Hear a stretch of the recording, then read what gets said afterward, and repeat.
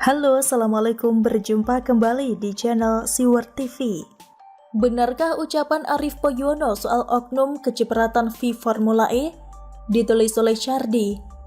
Misteri mengenai Formula E pelan-pelan terus memunculkan banyak misteri dan intrik. Ini semua memang terkait dengan anggaran, fantastis memang, karena melibatkan uang dengan nilai hampir 1 triliun rupiah. Di balik rasa ingin tahu publik mengenai Formula E, ternyata ada banyak pihak yang seolah ingin menggagalkan interpelasi yang diajukan oleh PDIP dan PSI. Selain itu, ada kabar terbaru yang lumayan mengejutkan. Politisi Partai Gerindra Arief Poyono menyampaikan ada sejumlah dana yang hingga saat ini belum dikembalikan ke PT Jakpro.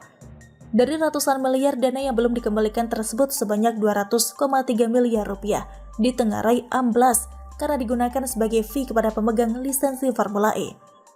Arief bahkan mengantongi info ada oknum dari PT Jakpro dan oknum pejabat di Pemprov DKI mendapatkan pembagian fee. Dana Formula E 360 miliar rupiah sudah dikembalikan ke PT Jakpro, selebihnya 640 miliar rupiah belum bisa dikembalikan dan fee ke pihak FIO atau pemegang lisensi FI 200,3 miliar amblas. Infonya, banyak oknum Jakpro dan pejabat Pemprov dapat pembagian fee juga nih. Biaya FIDLN nggak nyampe 1 triliun kok, kata Arief Poyono di akun Twitternya. Arief mengatakan pembagian fee tersebut terjadi di Singapura.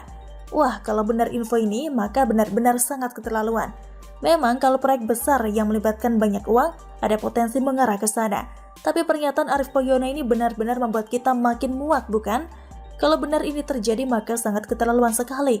Di saat sedang pandemi, ada proyek tak penting yang sejatinya bisa dialihkan untuk menangani pandemi dan membantu masyarakat yang terdampak.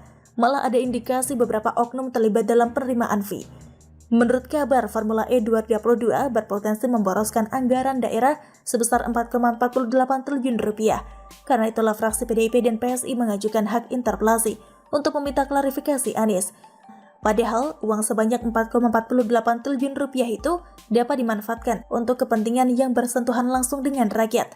Kalau disimulasikan, anggaran tersebut bisa dialokasikan untuk 7,4 juta sembako kepada keluarga miskin selama 2 bulan. Atau bisa digunakan untuk menyalurkan beasiswa dari jenjang SD hingga kuliah kepada 38.000 peserta didik.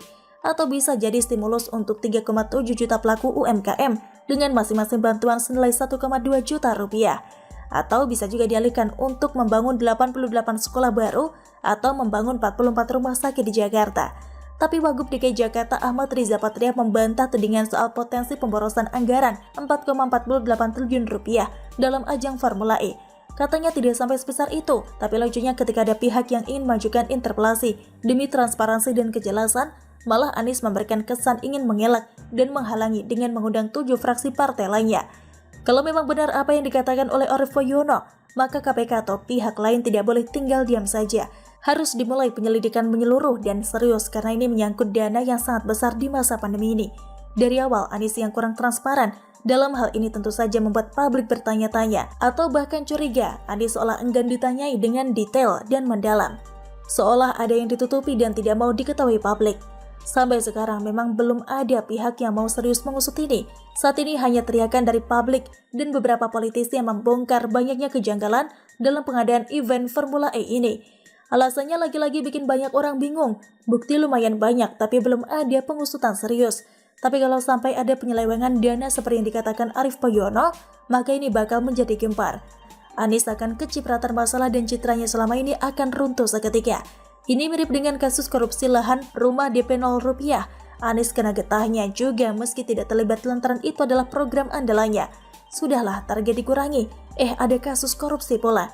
Anies, sungguh pemimpin yang tidak bisa menjaga dan mengelola anggaran. Suka kelebihan bayar, suka kelebihan klaim prestasi. Bagaimana menurut Anda? Silahkan tulis komen Anda di kolom komentar. Jangan lupa untuk like, subscribe, dan share.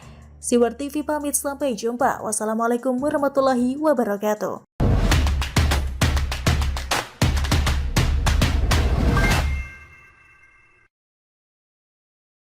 Halo, Assalamualaikum, berjumpa kembali di channel Siwar TV. Jejak digital Anwar Abbas MUI di masa SBY dan Presiden Jokowi, ditulis oleh Nafis Siward. Mungkin banyak yang tidak tahu ada perbedaan kelakuan oknum MUI di masa pemerintahan SBY dan Presiden Jokowi saat ini. Ada yang mau tahu?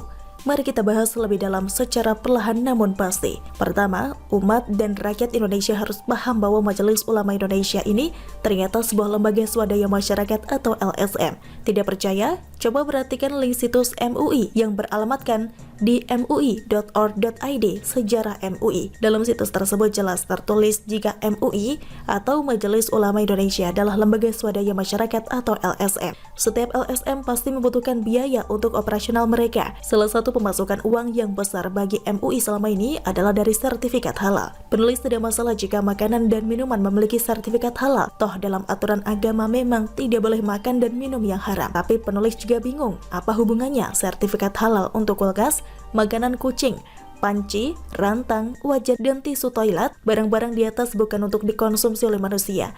Lalu kenapa mesti mendapatkan sertifikat halal?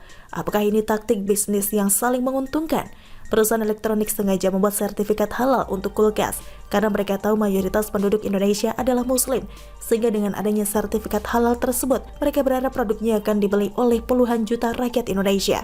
Hitungan kasarnya jika satu kulkas yang sudah memiliki sertifikat halal harganya 1 juta rupiah dan 150 juta rakyat muslim membelinya karena ada sertifikat halal, bisa dibayangkan berapa besar keuntungan yang diperoleh perusahaan hanya dari satu produk saja. Jadi semakin banyak perusahaan yang membayar sejumlah uang untuk mendapatkan sertifikat halal dari MUI, maka semakin banyak pula pemasukan bagi mereka. Sebuah hubungan yang saling menguntungkan, bukan? Pertanyaannya, ada yang tahu berapa banyak uang yang masuk ke MUI dari program sertifikat halal? Jadi ingat pernyataan Inspektur Jenderal Kementerian Agama Muhammad Yasin pada tahun 2014 silam yang mengatakan bahwa pemasukan yang didapat Majelis Ulama Indonesia atau MUI tidak bisa dipertanggungjawabkan. Badan Pemeriksa Keuangan atau BPK dan Inspektorat tidak bisa mengaudit MUI, kata Yasin. Yasin mengatakan audit sertifikasi laiknya diurus negara. Pemasukan sertifikat halal juga harusnya masuk penerimaan negara, bukan pajak.